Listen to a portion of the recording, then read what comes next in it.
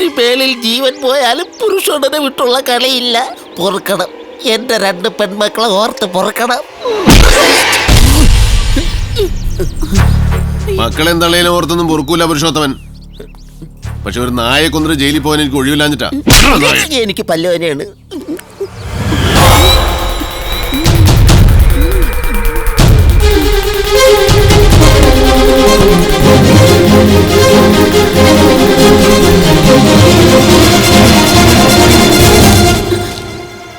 എന്നെ ഏമാത്തിയതിന് അസീസ് തന്ന പണം ഇതെന്റെ ഇരിക്കട്ടല്ലേ.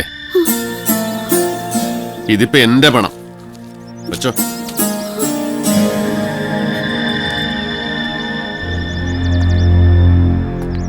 കോഴിക്കോട് ഇനിയും ഭൂമി കച്ചവടങ്ങൾ ഒരുപാട് നടക്കാനുണ്ട്. ഓർത്തോ, അസീസിനോടും പറഞ്ഞ. എനിക്ക് തലവേദനയുണ്ട്. ഇല്ലെണ്ണ, ജീവിതത്തിൽ ഇനി എനിക്കൊരു അസീസും ഇല്ല. എനിക്ക് പുരുഷെണ്ണം മാത്രം. ഞാൻ വീട്ടിലെത്തിക്കോളാം. സത്യമായിട്ടും തന്നെ ഞാൻ വരും.